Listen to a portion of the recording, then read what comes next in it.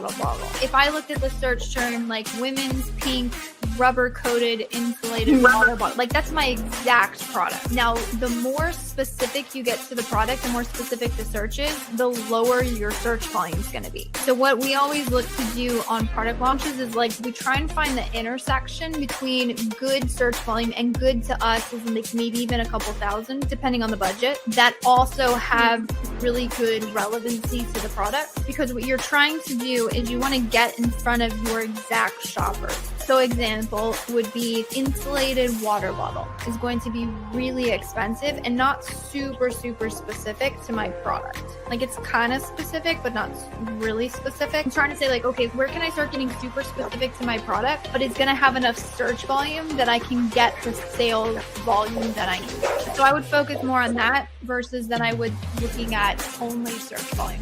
A bit of a technical answer here is we don't quote move them, meaning we're not going to pause the existing keywords. We're simply going to launch them in another match type. Again, make sure to keep the bids lower. Amazon actually, if you read their recommendations, they recommend keeping bids lower on broad and phrase match, even lower than the exact match. When we would launch those is honestly really dependent performance of the account and availability of the budget. So if you launch a keyword in exact phrase and broad, so you have 50 keywords, right? And you launch them in exact phrase and broad, you technically have, 150 keywords that you've launched. And the potential of broad and phrase to spend could be quite high. So again, you just want to make sure it makes sense. It seems super simplistic, but if you are in a phase where you're struggling to control total ACoS and ACoS, to fix those two numbers, it really means that you have to lower down your ad spend with ideally little to no impact of the total sales or the ad sales in the case of ACoS. If you introduce a whole, again, those 50 keywords in exact phrase and broad, and those you probably need to test and optimize the bids, etc., you're introducing a lot of additional ad spend into the account. So you do want to be aware of that and be careful with that. So that's kind of a benchmark that we use. But overall, I would say, I don't know if I would have like a certain time frame or a frame which I would hold back on. It really is dependent on the performance of the account. Another good question, which best bid strategy for phrase and exacts when you move? So again, we don't really move them. We would simply launch them in addition. We like to separate them by campaign as well. I think it gives us a little bit more control over, say, budgets for things. Now, as far as the bidding strategy, we're a super huge fan of using mainly dynamic down only. If it is a keyword that we want to ensure that we get impressions for, so for our launch keywords, for our main keywords, for anything we're trying to be aggressive with, we prefer a fixed bidding strategy. It's still going to be the same. It's still going to be pick highly relevant keywords. One other tip is pick keywords that fit within the budget of the account that you're launching. So for instance, if I have a couple $100 a day budget versus $50 a day budget, those launches are actually going to look a little bit different because I can't afford that many clicks on a $50 a day budget. Or if I had, a couple $100 or $1,000, I have a lot more room for clicks. So actually, you want budgets to play into your launch strategy. The other thing that you want to keep in mind, do not expect profitability on launch. This is a huge one. There's a lot of people that try and pull back and knee-jerk for profitability right out of the gate. That is not going to happen.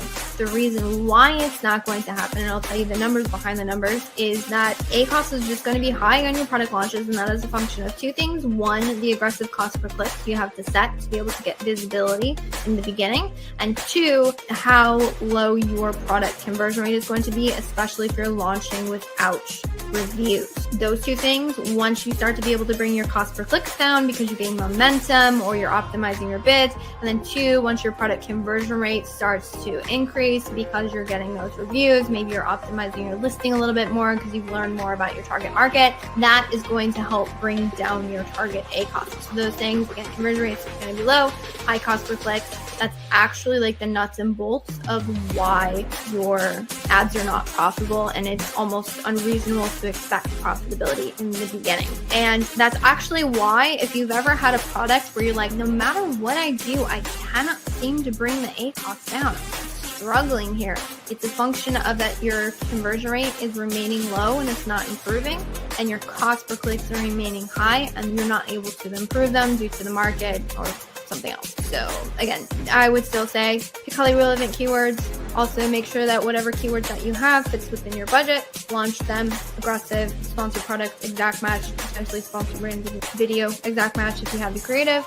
Double down on that for a couple weeks and then start expanding. Hello, and welcome back to another live Ask Junglr segment. So if this is your first time joining in, welcome. Looks like we already have a few people joining. And so the format of this, if you are not aware, it is a forum where you can ask your Amazon ad question. So essentially, whatever streaming platform you are watching in on, you can drop your Amazon ad questions into the chat and I will pull them up on screen and I will try and give you the best answer possible. I don't want to say try. I feel like I've been doing this for a hot minute, so I don't want to toot my own horn, but I feel like I've gotten pretty dang good at this. So again, my goal here is to provide value because I'm in the trenches with my team, actively seeing what's working, seeing what's not working. And so I know a lot of times you'll go on YouTube or you'll hear a strategy and you're like, does that really work anymore? Is that applicable? Like things are moving at the speed of light these days. And so we don't really want to have ads that are pretty much on autopilot. You want to have like really intentional strategies. And with all the updates Amazon has and everything rolling out, a lot of times, with the new updates, there's like, how does this fit into my ad strategy? How should I be using this? How should I be thinking about this? And so our goal here is to be able to help you find the answers to those pressing questions about how to get the most out of your Amazon ads, because a lot of people these days are wondering, hey, I know ads on Amazon can help scale up brands. I do know that. And I also know that it's possible to balance scale with profitability. But when it comes to actually doing that, it can feel pretty complicated and overwhelming. And so a lot of times, I talk to sellers all day long and they're like, I went and I watched a bunch of YouTube videos and I tried to kind of get a handle on it. And then I just kind of got overwhelmed. And so I went back to doing the stuff that I've been doing forever. It seems like nothing changes. So I'm hopeful that this is going to be a fantastic forum to help, again, you get the answers to your most pressing questions. And with that, I'm already seeing questions drop in the chat. So I'm going to start pulling those up. I'll bring them on screen. I'll read them off and I'll give you my best answer. And if you are watching this, basically we answer questions in the order in which they are received. And we also try and prioritize Amazon advertising questions. So you might have a question outside of that. If I feel like I can speak to that, I absolutely will. And by the way, if I see anything cool or you are joining a little bit later, you can always catch these replays on our YouTube channel. It's probably the best way, although they should live continuously on all the other platforms. I find YouTube a little bit easier to go and find them. All right, so with that, let's get into this. All right. Hey, Elizabeth. Hello. Welcome back. Always in here with the fire questions. I hope you're doing well. If the product isn't converting on its main or secondary keywords, even though they're highly relevant, where should we focus on to improve the conversions? So I'm going to give you a sneak preview. I just recorded a presentation. Goodness, was it yesterday? Days blur together. I just recorded a presentation on launch strategy and I included a bonus section on troubleshooting things, because there's good launch strategy and then what the heck do you do when things don't go according to plan. So if you give me 1 second, I'm going to pull that up and I'm going to get you a super detailed answer to your question. So wish I had some elevator music. Please hold. But essentially what you want to do is figure out where specifically in that funnel things are not converting. So what do I mean by that? I mean, the goal of any strategy is to generate impressions in the beginning. So impressions, you need to figure out eyeballs on the product. Let me present this real quick. All right, let's get into this.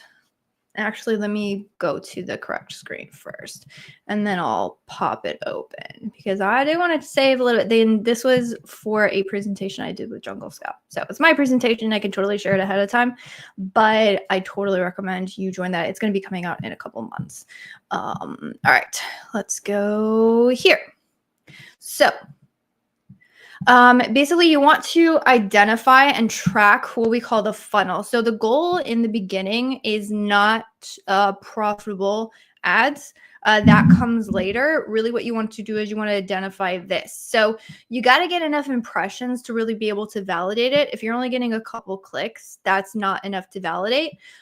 What you want to do is figure out how many clicks on average you need to convert to a sale. So that's going to be at least when you get one order. You can do orders divided by clicks. That'll give you your average. And then you could take 1 divided by your average conversion rate.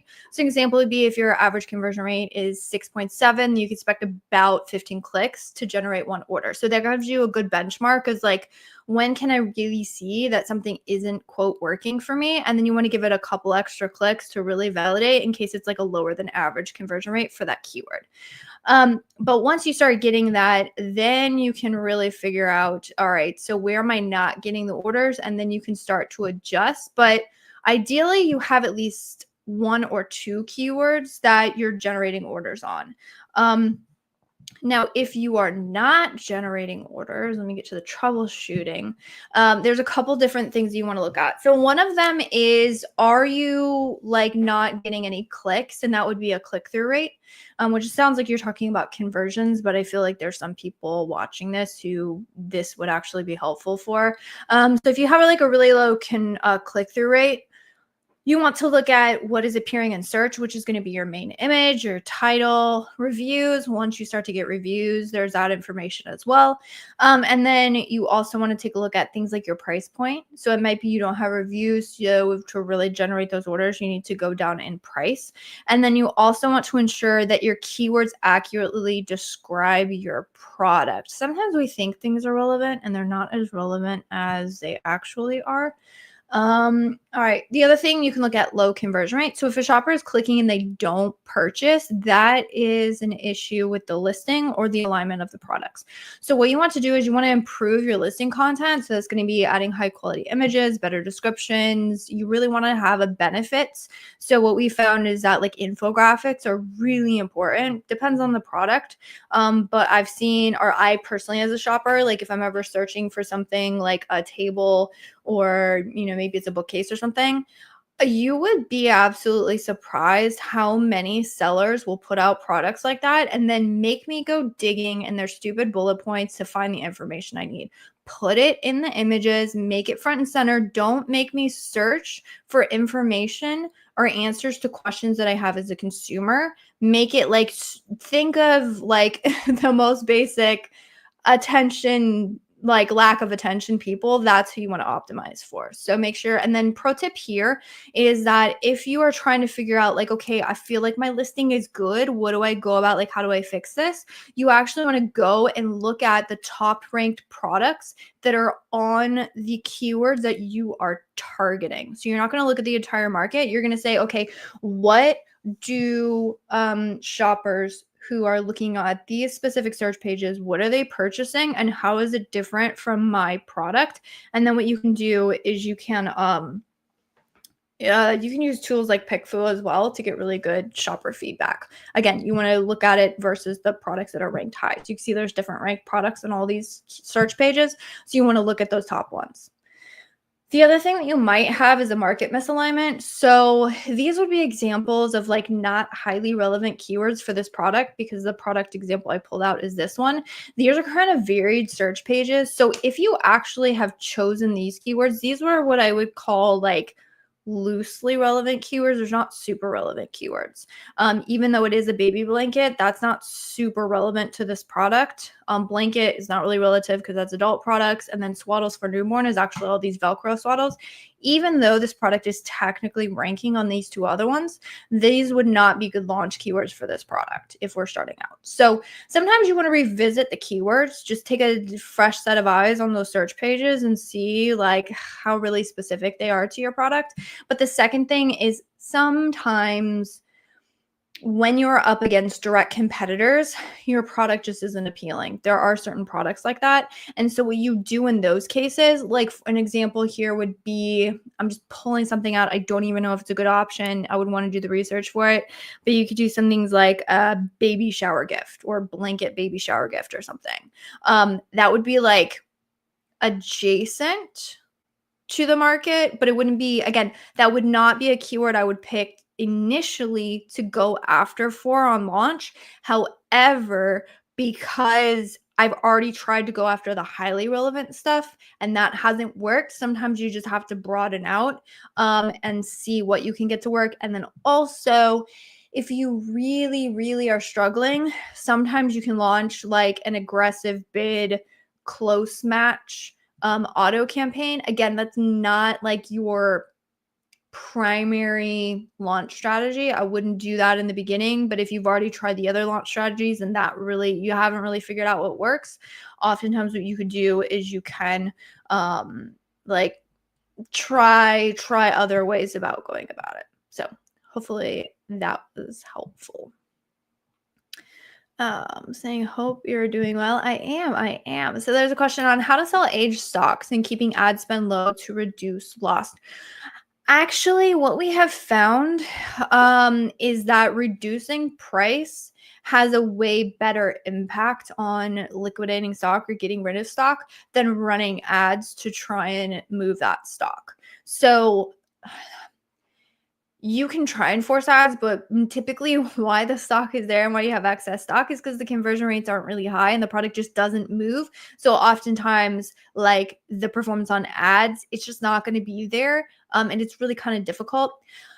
Some tactics I can give you on looks like you have some. All right, so it looks like that's not related to the first question. Okay. Yeah, so the other things that you can do is completely throw out any and all aggressive ranking strategies. Because if you're trying to get rid of stock, you just want profitable sales. You don't really care if those sales are leading to organic market share, right? So you think of things like low bid autos, low bid broad match, low bid sponsor display ads can work, category targeting, all of those like really like low bid profit focus type strategies. So those are great strategies to run. However, those are not strategies that lead to market share. So that's why you need to be careful and not only running those strategies like long tail search and all those kind of things. But if it comes to just like liquidating stock, then you could try those strategies. All right, another question. I reduced PPC bids right down as there have been low sales. How can I know if there's a higher volume of shoppers to increase bids again? Go to Helium 10 and check the search. There's a couple of things you could do. You can look at the traffic so if you have any organic ranking, you can just take cues from your conversion rates or your listing traffic to say like, do I see an increase here? And if you see the increase, fantastic. Then of course, increase it. If your budgets start running out all of a sudden, that's like some good triggers. So that's inside the account. But overall, like market share trends, you do want to make sure that you're constantly just kind of looking at what your shopper search market looks like. And you can use Helium 10 or Jungle Scout has it as well, a search volume over time. And that's actually really great. Let me see if I can pull that up for you because that is a fantastic tool to use. I'm going to show you Helium 10 because I have that one at my fingertips. I got to log in here in a second, but I'll show you exactly where that is. And I'll show you how you can actually look at over time. It's not letting me log in. Come on, stupid thing. But one thing that you can do is you can look back at all time for that keyword. So there's what's happening right now, and then there's what trends have happened for all time. And so there's actually an audit I was doing for a brand, and I was looking at where the consumer trends are because some search volume has like decreased for some of the keywords. And I'm like, there's like a ton of other keywords that historically have had good search, that currently have good search, that have an increase in the shopper search. And you guys aren't advertising on those at all. Or if they are being advertised in the account, there's like 0 impressions. So you definitely want to, again, kind of keep up with those things and make sure that you're just looking at the search volume. You can also take a look at search query performance reports are another great way to look at that. That one's a little bit harder to check quickly. All right, let me share this tab as well. I hope everyone doesn't mind that I'm taking a little bit longer doing screen shares, but I don't know about you guys. I really like being able to like see actually what the heck is going on and have a walkthrough of like where stuff is located, because I personally find those kind of things helpful, especially when I was coming up. I'm like, tell me how do I click on it? Where do I click? What do I need to do? Where do I need to go? How do I do these things? So that's my hope share, which again, I see more people are joining us. So by the way, this is a open forum. You can drop an Amazon ad question in the chat. I'll answer your question just as detailed as these ones. But you can see here stuffed toys for babies. There is see this little trend thing right here. If you click this icon, it's going to show like the last year, which is helpful. But if you go and you click this drop down and you say all time, you can kind of start to see the trends and see how some keywords, the trends will be pretty consistent. Like the brand that I was looking at, their trends were obvious, like had peaks throughout December. So it was like, oh, every single December, we can pretty much anticipate that shopper search on this keyword is going to go up. Now, it's not always a fail-safe, but it's you can get pretty directionally correct. And you can also kind of start to see, okay, so maybe I can anticipate this keyword going up, maybe around in the summer or something like that. All right. How do you calculate a detailed target ACoS? All right, we're going into it. All right. I hope you guys enjoy this. Drop me feedback in the chat if you're like, hey, screen sharing is super helpful, or nope, you're wasting too much time. I don't find screen share helpful. Either way, it is helpful for me to know. But I'm going to pull up a forecast sheet for you. I think we have the availability to download this somewhere, but I'm not entirely sure. But I'll show you the anatomy of ACoS and the things that drive it. And so also the things that you can use to sort of calculate what is reasonable in your given space. And so this is what you want to do. So ACoS is, all right, hold on. It's not letting me share. All right, let's see if we can do this. Okay. So ACoS is determined by three things: your average cost per clicks, your conversion rate on your ads, and your average order value, or basically how much on average you make when you make a sale. Average order value and sale price are kind of the same thing, but like say somebody typically purchases like 2 units per order, that's when that would change. Okay. So what you're going to do is you're going to put in, actually, I think I have one with like a forecast model on it. I don't think this one has a forecast model. Where's the one with the forecast model? Because that one is going to be even better. Haha, found it. I believe. Please hold. All right. This one's going to be better. This has a forecast model. All right. So what you're going to do is you're going to look at your average cost per click, your average conversion rate, and your average order value, and then that is going to spit out your ACoS for you. So the two things that you can do as an advertiser to decrease your ACoS, and only one of them is the thing that you have the majority of the control over, is going to be your average cost per click, which is your bid optimizations. And so you can see here, if I have an average order value of $23 and I have an average conversion rate of $12 and I have an average CPC of $1, my ACoS is going to be 36.23%. What happens when I can lower my CPC to 80 cents? And in that case, and my thing does not want to update. All right. Then your ACoS would decrease. So what you can do is you can use that to forecast. So if somebody was at a 36% ACoS and said, crap, I want to get down to a target ACoS of 25%, then the question is, what CPC do I need to be able to hit to hit that target ACoS. And then the second question, which is a very important question that most people skip, is what target CPC is not going to absolutely decimate my impressions on my ads. And so for that, what you want to do is, so my target ACoS, say I want to do 25%. Well, that means I have to lower my CPC from $1 to 69 cents, which I might not be able to get a lot of impressions for 69 cents. So then you're like, okay, so what happens if I could just lower it to say 30 cents? And then you can play around with the forecast model. But that's really the function of how you lower average cost per clicks. The other thing that you can do is you can increase your conversion rate. Now, increasing conversion rate is mostly tied to the listing. So that one, you're going to have the biggest bang for your buck if you do like listing optimization or offer optimization. Offer optimization would be like deals, coupons, price points, all of that stuff. But from an advertiser's perspective, I'm just talking advertising. You would want to make sure that you're targeting keywords that have high conversion rates. Keywords with higher conversion rates are going to help you rank better overall. So you still want to focus on conversions regardless if you're trying to adjust for ACoS or not.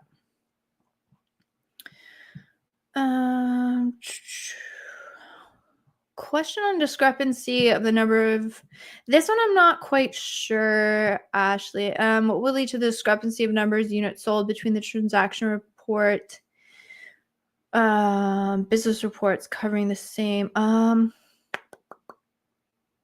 Okay. So whenever you're seeing a difference in reports, it is a difference in the way that they calculate the data. So you always want to go through, if you can read the what do they call it? The documentation. You always want to go and see if you can find the documentation. So business reports, the orders are, or the units are calculated, or the sales are calculated the day the consumer makes interacts the order and pushes it through. But other reports, like say if they're calculating like when your payouts and things are, those Amazon pays you when the order actually ships to the customer. And so whenever there's discrepancies, that's most likely what's happening, is there's a difference between how the two reports are calculated. Yeah, console sales and units sold. Ad console sales. So the discrepancy between ad console sales and business report sales. Units sold are the same, but sales differ. I believe business reports,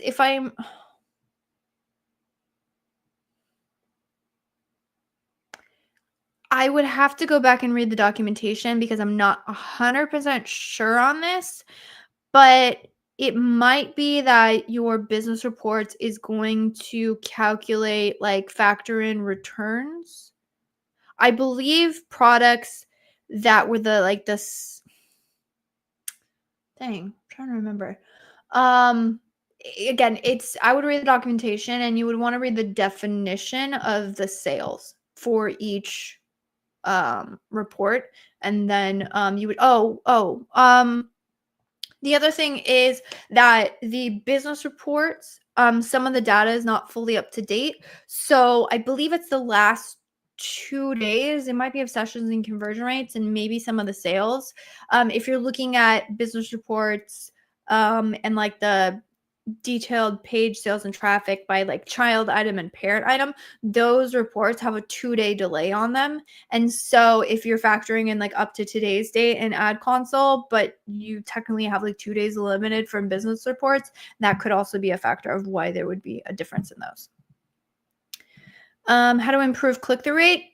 Improve whatever the shopper sees on that search page, which, if we pull that open again, is going to be this. This is what a shopper is going to see when they click and search. So that's your main image. Main image honestly has the biggest impact on click-through rate.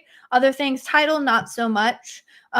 Price point, ship times, and then also the star reviews. So the easiest thing is going to be doing the main image. So I would look at that. For a new product in the launch phase, when running auto campaigns, what would you recommend? Should we target all 4 types, close match, loose match, complement, substitutes in one campaigns?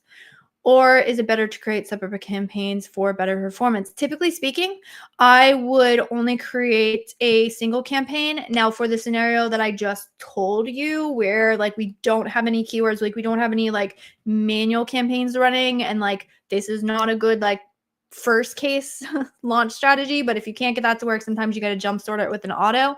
If I have to jumpstart it with an auto, then I'm only using close match and loose match with high bids, and everything else I don't want to put a high bid on it. And I want to make sure that I have a segmented budget for those, so that I would launch those in separate campaigns. Hopefully that makes sense. But if you're doing low bid autos, make your life easier. Just launch one auto campaign. It's much better. Is there any advice for brand launching in 2025, or specifically for advertising point of view? Yes, there is. Absolutely, there is. So this is our new launch strat. I say new. We've been perfecting it over the past 6 months. The last half of 2024 is when we came up with this strategy, and it absolutely freaking works, because it's all about your relevancy and your conversions. So what we found is that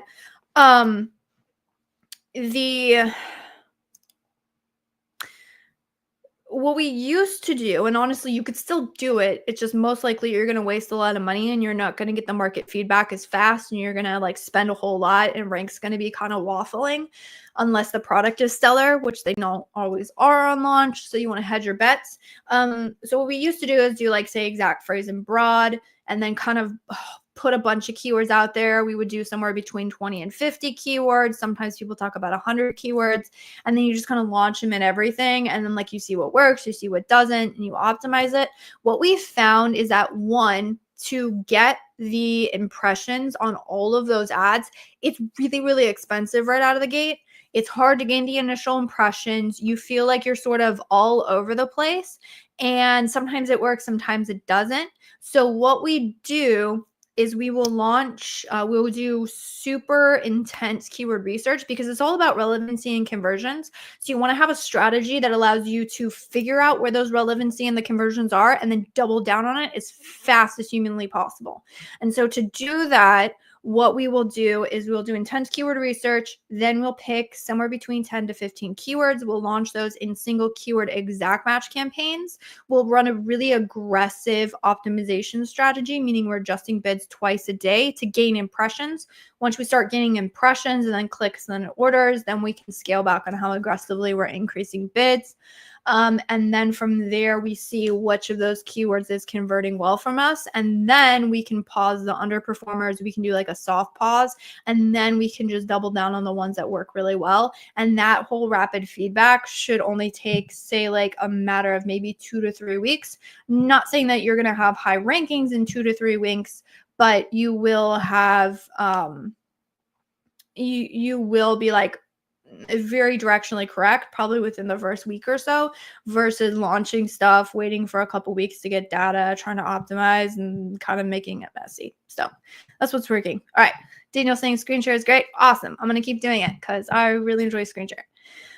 A lot of people saying screen share is all right. Marco says, hello, welcome to the stream. I appreciate it. Yeah, so for those of you joining in, looks like we had a couple more people. Feel free to drop whatever your Amazon ad question is into the chat.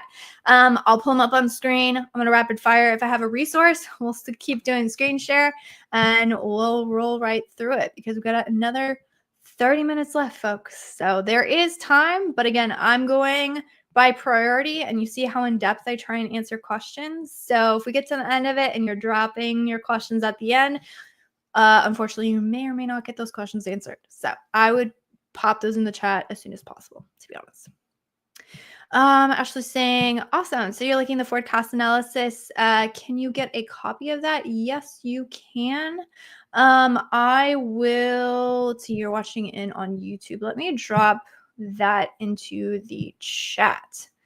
Let me share this and make sure anyone with the link. Okay, so you should be able to view and make a copy of that sheet using the link that I just dropped in the chat. But unfortunately, those of you who are watching it on LinkedIn does not allow me to drop stuff into chat. It is ridiculous. And so for that reason, if you're watching me on LinkedIn, feel free to reach out to me via Messenger, and I'll make sure you get that link.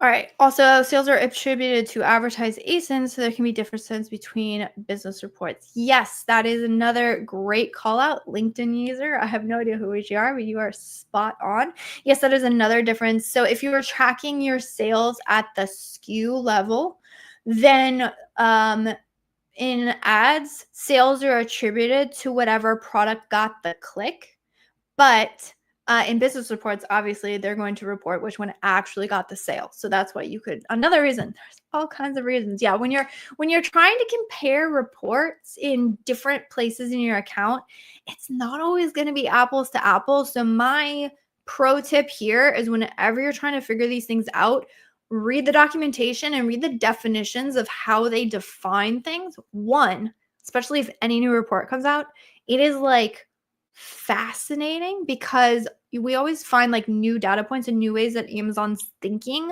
about their data, which often can give you clues to other like the way the platform is going. Or you can just show up to shows like this and I read the documentation for you and you just ask me the questions and I try and get you the answers. Ashley saying you wouldn't recommend a standard launch with autos. Not okay, so I would say as a general rule, no. That's kind of like an old school strategy of like launch auto, see what works, move them to manuals. Now, I will say this. One, if you are very unsure of like your keyword research, if you don't feel like really solid in picking those initial keywords, like I was saying, like only pick 10 to 15 keywords, right? If you don't feel really solid doing that and running that super aggressive strategy, I probably would prefer you stick with the autos. But if you feel like you know your product really well, you have a good handle on keyword research, I would definitely recommend going after like again, that exact match, really aggressive, hyper-focused strategy in the beginning. And then the other thing that I would say is that if you ever have a product where you just really don't want to spend a lot on a launch strategy, and so the pros here is that you can be a little bit less aggressive with your launch, but the cons is it could take you a really long time to like figure something out for the product, which is fine if you're like hyper prioritizing profitability. So these are the products that like are okay if they don't move fast or maybe even take months to really get churning. In those cases, we will run that old school strategy of a low bid auto just to kind of like feel out the market and see what works. But it's going to be like the data is like drip. It just takes a really long time to get that feedback. So for the majority of product launches, you want to move quick and you want to get things rolling as quick as possible. So that's where that more like aggressive strategy comes in. But great question. Feel free to ask plenty of follow-up questions. All right, they're rolling in. Let's see how many we can get to. Can we target one keyword in 2 different campaigns? The product has variations in color or size, but the keyword is the same. I'm getting clicks and sales for both products. So can we target that keyword in different campaigns with a single ASIN? Correct me if I'm wrong. I was thinking to get ranked 2 ASINs by targeting the same keyword with 2 ASINs. So if the product has, all right, let's pull up the screen share again, because this is something that I think needs to be explained thoroughly. And you're not the only person to ask about variations. So nothing wrong with it, but there's some nuances to how you want to approach variation strategies. And so let's do baby blanket. Again, I keep coming back to that one, but it's a great example. I'm going to remove this so I can actually see. All right, let's talk variation strategy. Here's how variations work. So for every single listing, and when I say listing, I mean parent ASIN, you will only get 1 ad spot and 1 organic spot per listing, aka parent ASIN.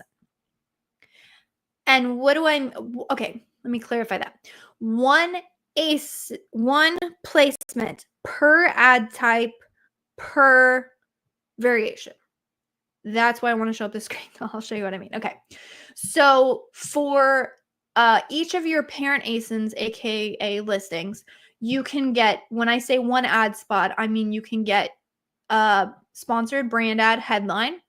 You could get a product target, or a product, I can't speak, a sponsored product ad here. There's these widgets, so this counts as another ad placement. This sponsored brands video counts as another other ad placement.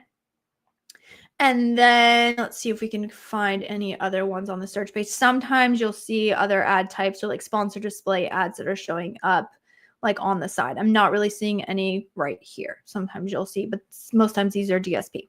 All right, so you can get one organic, which is going to be one of these spots without the sponsored, and then you can technically get 1, 2, 3, maybe 4 ad spots per parent ASIN. So if your products are on different parent ASINs, then you could technically get, let's see, you could do 2 sponsored placements. You would have 1, 2, then 1, 2 organic spots, and then only one person's going to run the video ad. So then you would only get 1 of those. And then for the widget, sometimes you can get 2 showing up. So that's 2. So that's like what, 6 total.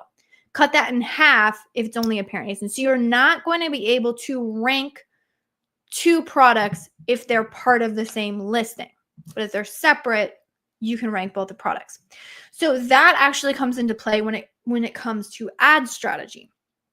Now there are some, I love them, they're good friends, but we've been doing large variation listings for a long time. We cut our teeth in managing really large clothing brands 5 years ago. So we've had to work through all of this craziness when it comes to variations and how that plays into ad strategy.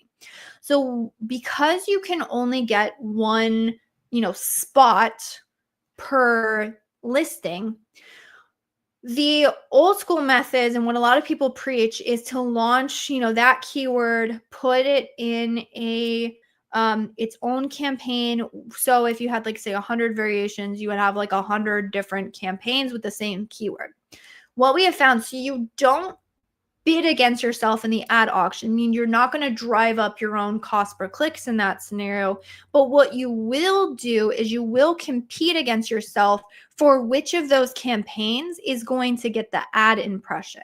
And that kind of creates a lot of issues. So you can imagine if you had like 100 different campaigns and you started to get like 2 impressions here, 5 impressions here, or you got like 1 click here, 2 clicks here. Imagine trying to like go through and analyze and really optimize which of those campaigns works best for that keyword. It takes a heck of time to get data feedback. Sometimes what you'll have, and honestly, I've been consulting with some brands where they've done this strategy where it's like all the variations with all of the stuff and it's all got like duplicate campaigns. It's like you go and you look at the ad strategy and you're like, bro, you have like this 1 keyword for this 1 variation of your products that's like absolutely losing you money. Like just turn it off, because you're still getting impressions, you're still getting visibility on this keyword through one of your other products through a different campaign. So why would you also advertise and like steal some of the impressions from the performing one for one that's not performing as well? And so when it comes to variations, what we found is that as soon as you can start prioritizing which of your variations works best for on a specific search page, then you want to start doing that. And honestly, I know, like there's pros and cons to everything. So I get the cons, but what we've found is that when you're launching campaigns for a variation listing and it's a brand new product, you have no idea what performs best, you don't have a best performer yet, you got 0 data. What you can actually do is group those child ASINs into the same ad group and in the same campaign, and then advertise that keyword. And then what you can do is you can go through and say like, well, because it's all aggregate and it's all right there in one dashboard, then you can say like, oh, this one works, this one doesn't. And then you can start pausing the ones that don't work well. So hopefully that was helpful with the screen share. But yeah, variations, gosh, I get those questions all the time and I get it. it can feel confusing. Daniel has another question. I have all 16 flavors of my product in one parent-child listing. Several more reviews than others. Should I break them out into individual listings? Would you break it up and help search PPC campaigns? Here's another thing for variations. So I love that we're on this track, Daniel. Fantastic question. Let's keep it rolling here. Okay. So here's another advantage. So there's pros and cons to everything. Honestly, life is a game of pros and cons. You want to figure out where can I get more pros than cons and what's going to work for me. So what you can do is if those products are strong enough products that they get enough traffic and orders to be their own product, then it can make sense to maybe have each of those flavors be their own.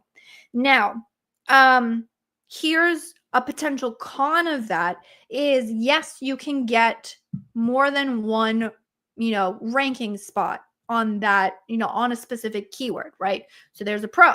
But the con is that if you split it out, because you are now eligible to have both products show up in advertising on that one search, all of a sudden you might be paying double for your ad spend. So that would be something, it depends on what you want to do. But the other thing is that the way that it works, you can think of your listing or your parent ASIN as sort of a landing page. So what happens is your child ASIN sort of like go out into the market.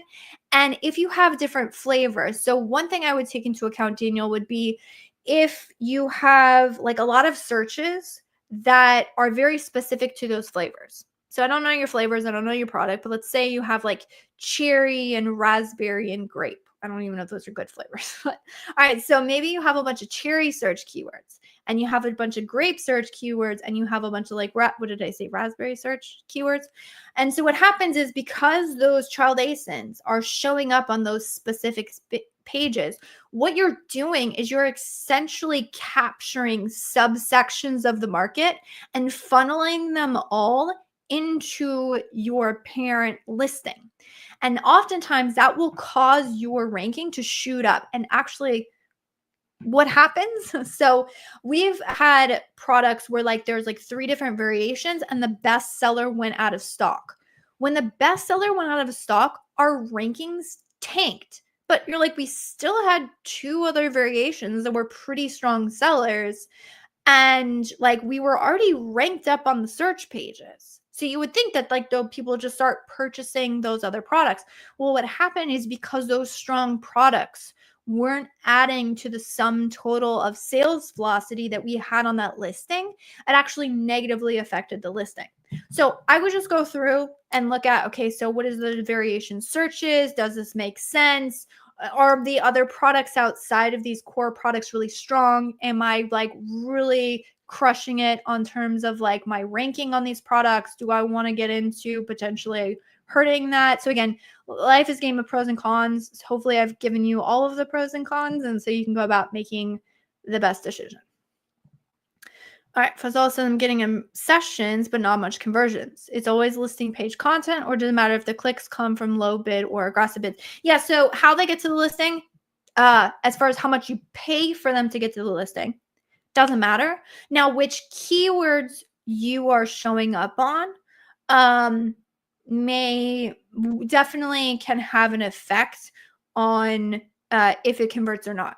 So an example would be like, it most times is like a listing thing. So I would take a look at the listings, but I would also take a look at your search term reports. So an example would be, say you have I don't even know, like say I had a product, I have a mug, right? Well, this mug, I don't even know how many ounces. Let's assume it's a 12-ounce mug or a 10-ounce mug or something, right? Say they searched a 16-ounce mug. And they like the product, but they're specifically searching for a 16-ounce mug. And then they click on my product and they don't realize until they get to the listing, like, this is a 10-ounce mug. I don't have the option for a 16-ounce mug. Nah, this is not what I wanted. I'm going to go search somewhere else. So I would take a look at the search page or your search terms that are triggering through your keywords and just say like, hey, am I getting a bunch of searches that this product like doesn't fulfill the purpose of what the shoppers are searching? In those cases, then yes, what you're advertising on may negatively affect, but Amazon doesn't care how much you pay. to get them. So if you can get it for low bids, if you can get it through high bids, doesn't really matter. Fahan, I'm not really sure. Did you mean ROAS is important for good ROAS is important for conversion or high click-through rate? Not 100% sure. Do you want to retype that question and then maybe I can give you a better answer for that? Oh, what softwares do you recommend for Amazon PPC if you're managing multiple accounts? Do you just use bulk files or are there more robust solutions to manual bulk operations through software? There are definitely more scalable ways. So what we use, we have an internal system that we built, which is a hybrid of manual and automations. I am a firm believer that any software that you have, you must have some ability to have manual oversight. Now, how much manual oversight you want to have is going to be dependent on your style of ad management. And you also have to think about like, what other things do I want to do? So an example would be if you decided that you want to test some day parting, you want to make sure that you obviously have a software that enables you to do day parting. So I'll go through bulk files. You can manage a lot via bulk files. It's very scalable. If you have your own system that you really like using bulk files for, you can actually get somebody off Fiverr to like automate your sheets for you. That's like a, half step into the world of automation, which again, if you already have something that works for you, that could be a good route because it's way more cost effective. There also is a fantastic solution that is spreadsheet based called FBA Excel. It's like a hybrid automation model. So it's like a pre-built, super cost effective as well. Also founder's a really good friend of mine. So that could be, I think his software is fantastic. It's a little bit more manual intense than what we're, and again, we have our own systems. So we just go with that. Now, if you want an automation solution, the ones that I would recommend, again, it depends on how in-depth you want to get into it. IntentWise is a good one. They steer more towards like robust analytics, and they do a lot with like DSP and AMC. So if that's your jam, you could do that. PackView also has robust solutions. That one is a little bit more like overall retail media. So if you are selling on other platforms, you want to have some integrations. They have a lot more for that. You can have, if you want a little bit more of a hands-off approach and a little bit more pared down model, you can look at AdBadger is a good one. Gosh, I'm racking my brain. I swear there was another one. Stephen Knock has a software, and my brain is not going to allow me to remember the name of the software. And I feel really bad because I think they're building some good things. Adam 11 is another one. That one, I believe, is doing more on the automations for looking at stock positions. So if you have issues with stock always going in and out and you always constantly have to optimize your ads for stock, Adam 11 is a fantastic solution. So really it's like, what are my common pitfalls? What are my struggles? What is the software that gives me the options that I want? All right, how do you do negative targeting works? Like if I add a few keywords into negative targeting, is there any audience of them to reappear the same campaigns? Again, no. So negative targeting is basically the inverse of keyword targeting. So you're basically saying, Amazon, I never want you to show up on these search pages ever. And so that is a negative exact keyword.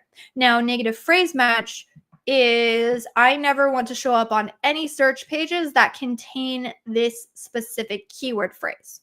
So if you did a negative phrase match search of like dog bowl, if you had a search term that was like red dog bowl, you wouldn't show up on red dog bowl because you negative phrase dog bowl. But if you negative exacted dog bowl, then you still would show up on red dog bowl because it's not the specific search. Hopefully that cleared up for you. And yes, you want to use negatives to where are we not converting and where we've proven our ads do not work. And let's make sure we stop Amazon from wasting our money and making us show up on places that don't convert for our products. What would be the strategy on product binoculars? All right, we have 10 minutes left. So let's see. Who do we squeak in? What would be the strategy on product binoculars? I would still say go on highly relevant searches. Let me pull it up. Let me share. Okay. Let's go through. What would I be doing? I would want to know, where do these products fit in the market? And that starts with keyword research. So I would go in here. I can't even spell. Excuse me. Sorry, I cannot talk. It would be funny. I posted something the other day and it had a misspelling in it, but hopefully the content's good, guys. So I would want to know, like, what does a search look like? What are consumers looking for when they're looking for binoculars?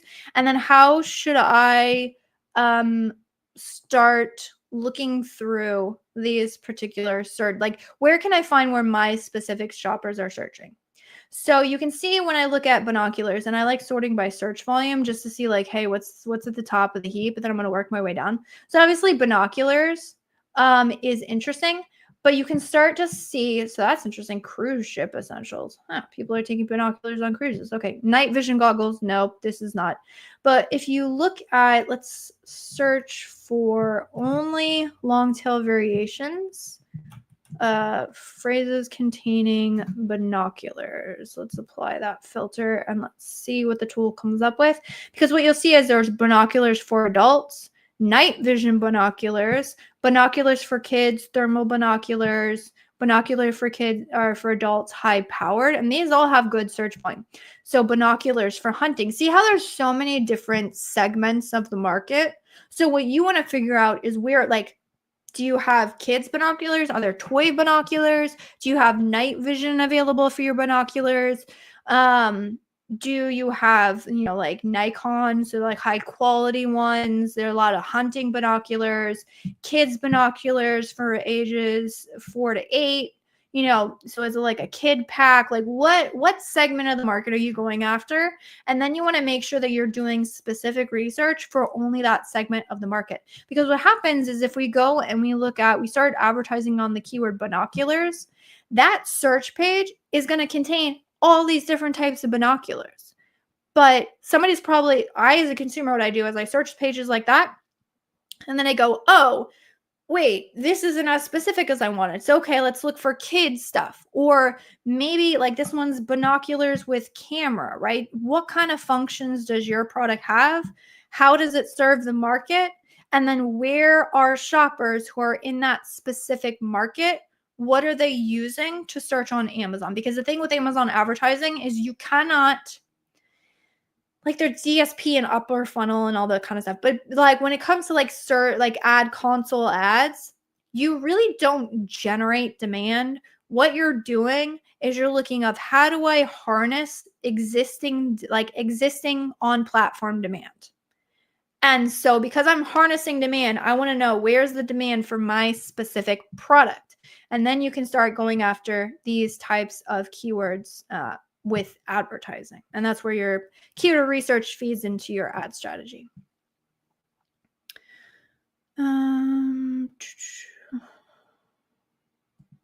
Forsall is qualifying. He's saying by low bid, aggressive bid clicks. I'm thinking those who click on aggressive bids actually are clicking on page 1 impressions. Thus might have a higher buying intent than someone clicking on page 3. Honestly, it is highly dependent on your category. So here's what we've found is that if you have like a very non-style specific keyword, so an example would be like wooden cooking spoon. I'm probably not being super like picky over what like a wooden spoon is a wooden spoon.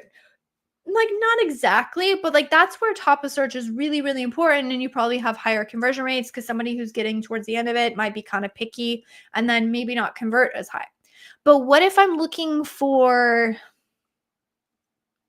I don't know, like a women's dress black cardigan warm, right?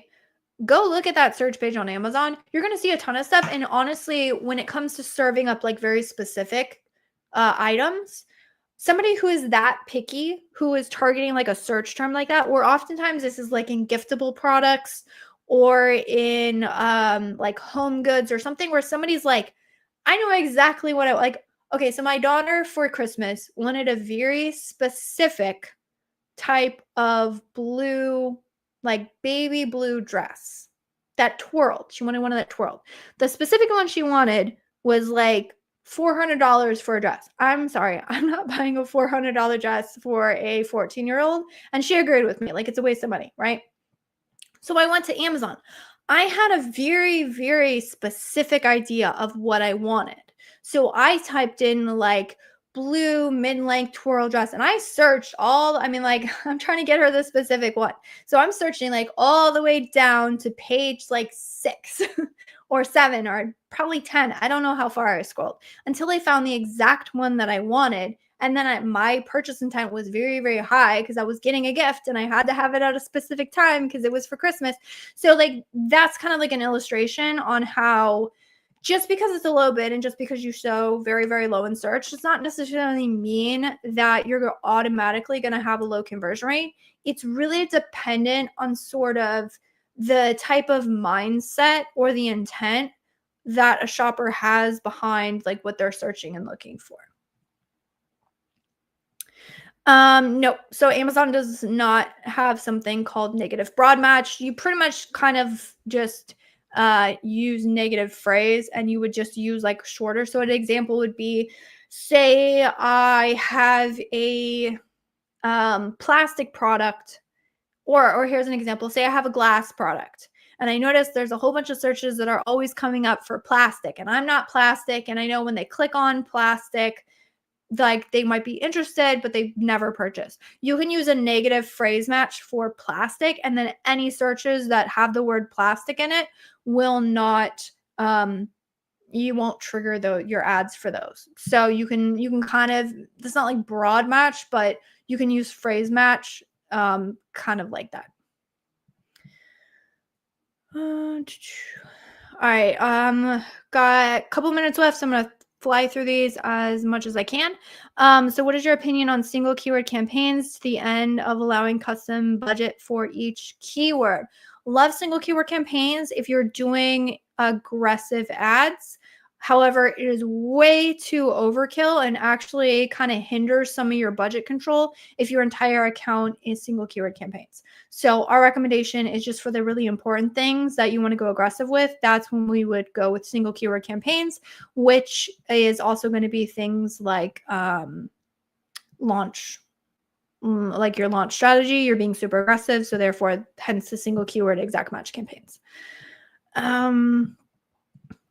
I'm running ads for a well-known brand in Italy, but I'm not getting any conversions. What could be the potential reasons for this? How can I optimize a campaign to improve performance? All right, I've been pulling up, man, I need to do more troubleshooting ads. I should do a troubleshooting ads video because it seems like there's a lot of troubleshooting stuff. All right.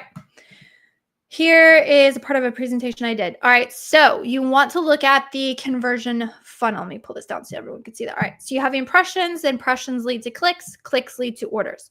So if you are not getting any conversions, so if you're not getting any orders, your question is you're not getting conversions because you basically have no clicks, or you're not getting any eyeballs on the product? Because if you have if you have like a 1% conversion rate, that means that you have to have, let's see, 1 divided by 0.01 is going to be, you need 100 impressions to even generate 1 click.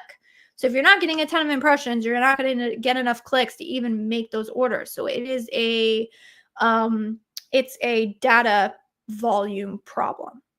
I will say, seeing as you're running the ads in Italy, that oftentimes search volume is just low. So sometimes that's kind of the name of the game. However, if you are getting impressions and you are getting clicks, then it might be a conversion rate thing.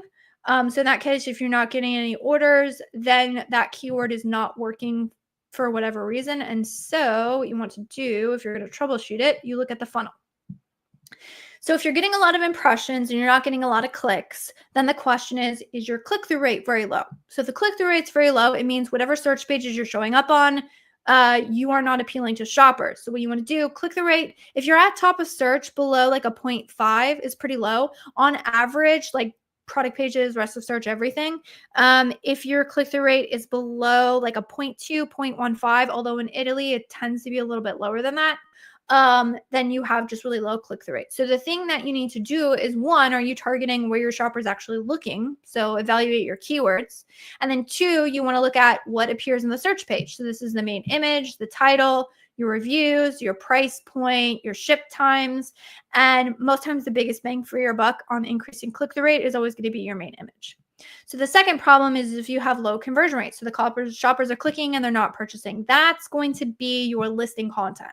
So what you want to do is make sure you have quite high quality images, clearly state the benefits, and add infographics. Do not make shoppers go through your bullet points to find out information about your product. Put it front and center, make it easy to find, make it easy for them to understand this product is exactly what I'm looking for.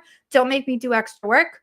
And then also ensure your product fulfills the keyword intent. So how I went through here, and we were talking about binoculars. So here we have binoculars, which is, again, there's all types, but you look at binoculars for adults. So if my keyword binoculars for kids, this was my product, but it showed up on binoculars for adults, I probably am not going to get any conversions because that's not what the shopper is looking for. Or even if I had like binoculars for hunting, I would want to take a look at this search page and say, okay, so when it comes to binoculars for hunting, is this exactly like what are shoppers trying to like purchase and find when you do binoculars for hunting? So what I want to do is say what's organically ranked on this page. So it's not that the binoculars for hunting have like, they don't even have camos on it. So like, I don't know. I don't really hunt. So it looks like they have optical system. All right. Some specific lenses. They're probably a little bit more durable. So what I would want to do is I would want to say, all right, so what's well ranked on this page? Don't click on the sponsor, just click on the organic. And then I would go through and say, okay, so what are the qualities? So we're going down here. Here's a camo one, but obviously the top ranked ones aren't camo. So it's not like camo is the thing that this kind of shopper really cares about. It's not like a deal breaker for them. So then I would want to say, okay, so when I clicked on this, let's see, wildlife, it looks like waterproof. This one's saying it's waterproof. Oh yeah, I guess when you go hunting, you'd want a waterproof one, right? So I might have binoculars for adults, and I might think, well, so here you have adult high-powered binocular, but this is what's ranked on binoculars for hunting. So just because you have binoculars for adults does not necessarily mean you have binoculars for hunting. That makes sense. So what I'm trying to do is just say, when I'm going through and saying like, all right, I'm not converting. I want to know like which search pages am I appearing on? Where am I getting those clicks? And then I want to go take a look at those search pages on Amazon. And either I am super relevant. In that case, what I want to do is say, all right, who's ranked really high organically? What do their listings have that I'm missing? So, oh crap, I totally forgot to tell them that it's waterproof. That's an important feature. Maybe I should call that out in my images, right? That's something super important to my shoppers. Or, oh, I totally forgot to tell them the specs, or, you know, what do they have that I don't? And then you can optimize your listing based off of that. Goodness. Okay. So we have a ton of things showing up in the chat, but I am technically 3 minutes over time. So this has been a fabulous one. I love the show and tell. I love being able to go through and like talk about search pages and how to do things and how to think about stuff. It is my jam. So I appreciate the feedback on that. Screen share is so helpful. Definitely going to do more of those. So if you dropped a question into the chat and I wasn't able to get to it, sorry, I'm out of time. But I will be back here same time, same place next week. So we do this on Thursdays, 12 p.m. Eastern Standard Time. I'm here for an entire hour just fielding Amazon ad questions. My calendar is blocked off for the next couple months. And so I will catch you guys in the next one. Thank you so much. I appreciate all the questions and I look forward to seeing you next week. And that wraps up this episode of the Ask Junglr Amazon Advertising Podcast. I hope you found these insights and strategies helpful in your Amazon PPC journey. Remember, if you have a burning Amazon ad question that you'd like answers to, head over to junglr.com/live to join our next live Q&A session. Until next time, keep optimizing those ads and stay hungry.